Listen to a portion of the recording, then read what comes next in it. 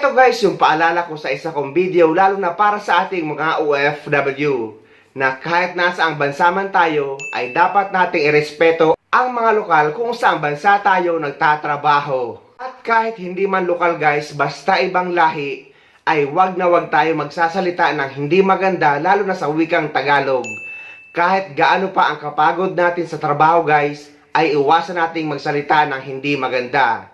Kasi napakarami ng ibang lahi ngayon ang nakakaintindi ng Tagalog at nakakapagsalita ng Tagalog. Hindi nyo lang yan alam guys, lalo na sa may mga matagal ng kaibigan or kasambahay na Pilipino.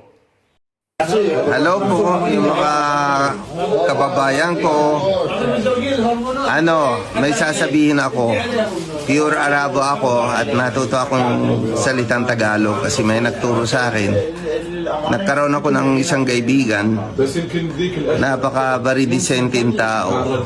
Habang nandito siya, 11 taon, tinuturoan niya akong salitang Tagalog at naging interesado ako, kaya natuto ako ng maigi. Yun, makukumusta ako sa inyo lahat at maraming salamat. At kaibigan ko si Maki Malahi, mabait siya, lalo na pag nasa litrato kahit nakaniti, tahimik din. Salamat po, ingat po.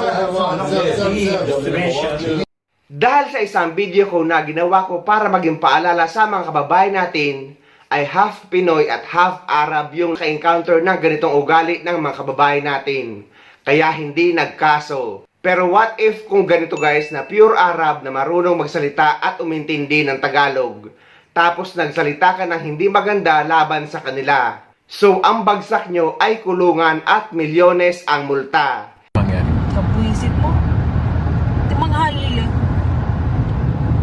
أنا درستي طالع وبحاطة تاخذ بس هذول يعني الناس اللي شفتهم من وين يعني؟ ها؟ وين كان اصلا؟ الصالون اللي هنا في خليفة اسمه شارم شارم صالون. Okay. والله لا. Siguro mga kabayan Gusto ko sila makita itong video na yun. basta تحب السبي وايد يعني Real talk, no? So, share naman tayo yung itong video sa mga kabayan natin dito. Gusto namin malaman sa yung mga kaibigan natin, yung mga kababayan natin, bakit maraming, chismis. Ito ng subject na pinakadelikado at hindi namin alam ng meron ng parang situation, no? So, ito si Cisco, Naima. Hello po. So, anong nangyari sa'yo, ha? Well, kahapon, pumunta kami ng kapatid ko sa salon. Nang gabi yun, mga... Sino yung kapatid mo? Mariam Albelushi. Sa kapatid ko din, ha? Mariam, ha? Okay, sige. So, anong nangyari doon? Pumunta kami ng gabi, sila naglilinis. So, my sister asked na, what time you close? Tapos, parang may sinabi siya ng di maganda ng Tagalog na bakit siya dumating din. Sabi niya, oh, okay, come. You can come. Tapos, ginanong So parang yung mga kabayan natin parang yung Pinay. sabi niya, umalis ka. May dalawang isip, no? Parang dalawang mukha. Show off. May dalawang mukha, no? Yeah, akala niya hindi kami Ay, naku, patay na ba? Bakit? Parang delikado yan talaga, mga kabayan. Kasi sa akin talaga, wala akong narinig ng negatibo dyan sa yung mga kabayan natin. Lahat ng narinig ko na sobrang bait nila, kahit anong gusto mo, meron ng suporta. Na yun, narinig ko na meron ng ibang balita sa mga kabayan natin doon sa isang salon. So, walang... Basta, bakit mga kabayan, no? So, bakit na ganyan na may usapan natin ng negatibo dyan? So, anong nangyari? So, what's next? Anong nangyari dyan? So, pumasok kami. So, ang ate ko, si Maria, pumunta sa taas para mag-wax ng kamay. Yeah. Tapos may isang Pinay, sabi niya sa Tagalog, ay, may buhok, may balahibo, pupunta dito, ano siya? Ako gusto kong umalis, gabi-gabi dumarating. Ay, naku, patay na. Pero, At hindi siya alam mo Tagalog, no? Yeah. At saka si kapatid ko din. Yes. So, ibig sabihin, na dalawang mukhang local ng Arabo talaga. So, pares na sa akin si sister ko, na hindi sila alam na marunong siyang magtagalog, nakaintindihan yung sinasabi niya talaga yung kabayan natin. But the way she talk, alam mo, na parang gusto niya, umalis ka. Paano yan? Natatrabaho ka dito, hindi ka magchichismis. Palaging ganyan, no? Yes. So, umalis ng kapatid, bumunta sa baba, nagsumbong sa may-ari na ganito ang babae. Tapos yung ako, may dalang babae, gumagawa ng buhok ko, isa dito, nag-aagawan. Sabi ko, excuse me, hindi ako toy.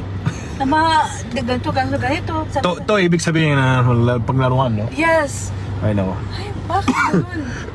Tapos sabi, tinan mo yung buhok na hindi magandang kulay. Mas maganda yung sa akin nung ginawa ko ng itong kulay.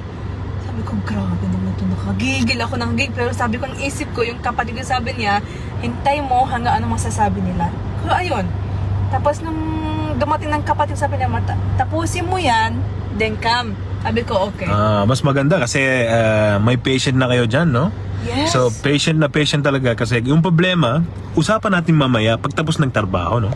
Yes. So, anong nangyari ba? So, nung natapos ako, sabi yung babae, ay, ate, sunog natin dito ng roots niya, tapos dito sa baba. Sabi ko, excuse me, I don't want too much blow dry, and please don't burn my hair. So Kabayan, just to give you a quick story to what happened, yeah? Just for those who are watching us right now, Yeah. kamusta na po kayo dyan? So, may incident na kami na si kapatid ko, dalawa, sa isang salon, napunta na sila, at saka nakaka-negatibong, anong tawag dyan, yung chismis. And they were just speaking stuff badly about my two sisters, not knowing that they actually know how to speak Tagalog.